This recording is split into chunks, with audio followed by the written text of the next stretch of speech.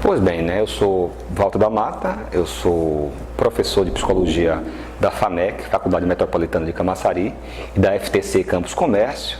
Eu sou psicólogo e mestre em Psicologia Social e também especialista em Psicologia e Relações Raciais.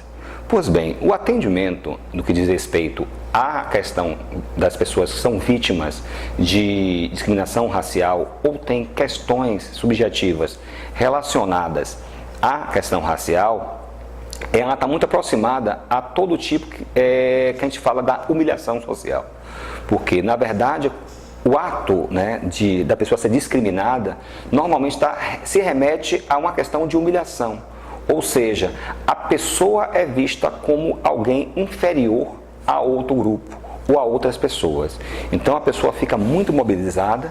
Muitas das pessoas não sabem nem dar o nome, né, da questão da discriminação racial, que foi um episódio de racismo. Então, normalmente as pessoas tendem a baixar a sua autoestima, ter sentimento de menos-valia, né, podendo até em quadros depressivos. Na verdade, o trabalho da psicologia é mostrar caminhos para essa pessoa ressignificar esse episódio de discriminação e, na verdade, até mesmo todo um histórico que a pessoa já vem sendo submetida desde a infância.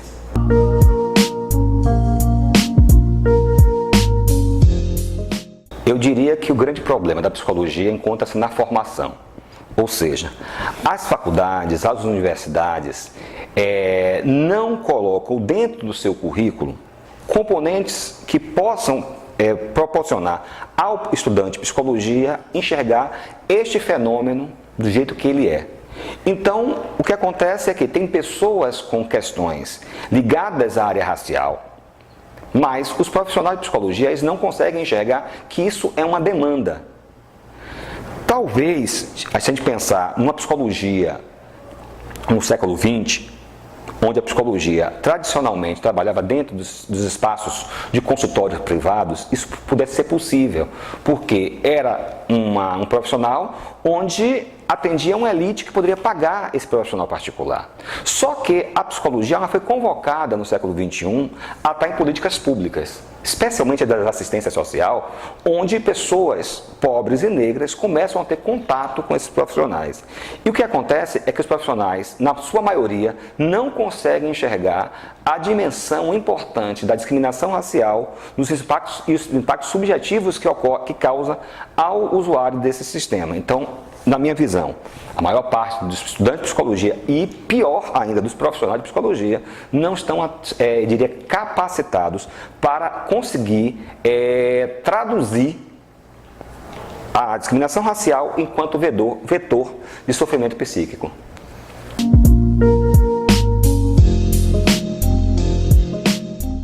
Mas o fato é que as pessoas vêm bem abaladas, porque geralmente ocorre uma questão de ordem racial. Bem, são diversas, uma miríade de possibilidades de discriminação racial. Um dos fatos muito comuns refere-se à atuação policial. A polícia militar geralmente em vários processos, uma vez que algumas abordagens são feitas de forma discriminatória e essencialmente ligada à cor do usuário. Tem casos meio que a religião, hoje em dia, também é algo muito sério. A intolerância religiosa chegou a um ápice de, eu diria, Guerra Santa, onde as pessoas que são adeptas das religiões afro-brasileiras, tanto o candomblé e umbanda, elas são sistematicamente afrontadas e discriminadas. O fato é que isso mexe com o psicológico das pessoas. No Rio de Janeiro, uma adolescente foi apedrejada, né, porque estava usando um torso na cabeça, um turbante branco, e isso denotava a sua pertença religiosa. Então temos casos, por exemplo, de que uma pessoa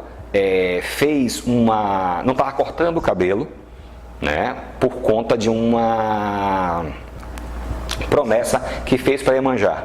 E aí, numa conversa com a cabeleireira, fala sobre isso. O que é que acontece? A cabeleireira corta o cabelo da usuária, né?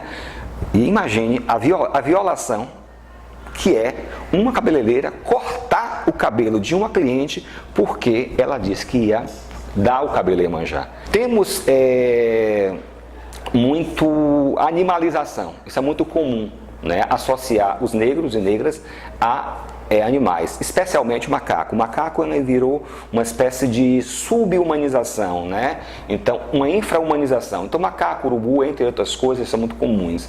Então, você vai ter uma grande gama de possibilidades de discriminações raciais e com impactos muito diferentes do sujeito para o sujeito, porque as pessoas são diferentes, vão receber esse tipo de violência de uma forma diferente. Alguns têm mais recursos, né, psicológicos para absorver esse impacto e não se debilitar tanto. E para outros a coisa é muito séria, chegando a casos graves de depressão.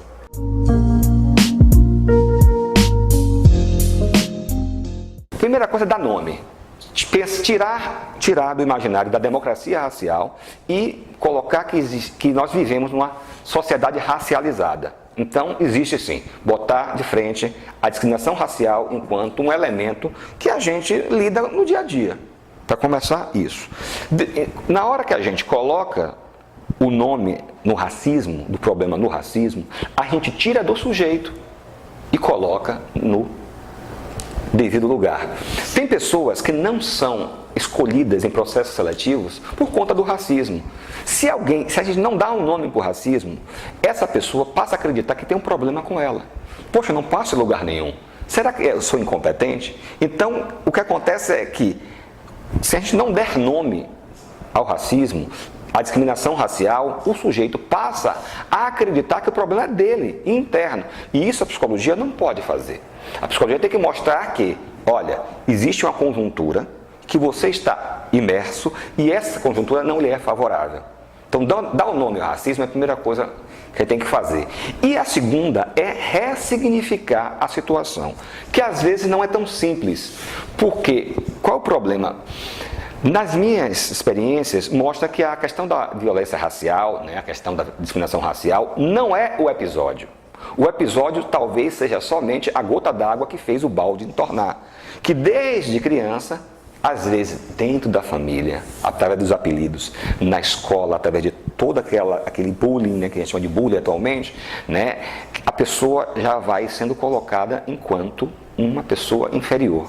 As crianças negras, por exemplo, elas não são escolhidas para dar o presente ao professor. Se você olhar as escolas, né, os trabalhos que são feitos e colados nas paredes, não tem exemplo, por exemplo, das famílias negras, mesmo feito por estudantes negros. Então, a invisibilidade é muito séria. Então, qual é o mais importante? Primeiro, de imediato, ressignificar o fato, ou seja, o episódio que causou transtorno.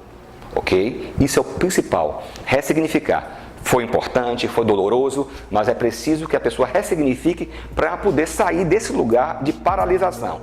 E depois, paulatinamente, a gente vai olhar que não existe só aquele episódio, existe um histórico e ela é muito mais uma pessoa que foi envolvida num processo e não está sozinha, porque isso está na mídia, isso está no livro didático, isso está no jornal, isso está em todos os cantos nas relações sociais brasileiras, entendeu? E enxergar, mostrar para essa pessoa que isso é muito mais comum e fortalecê-la para enfrentar o que vem aí.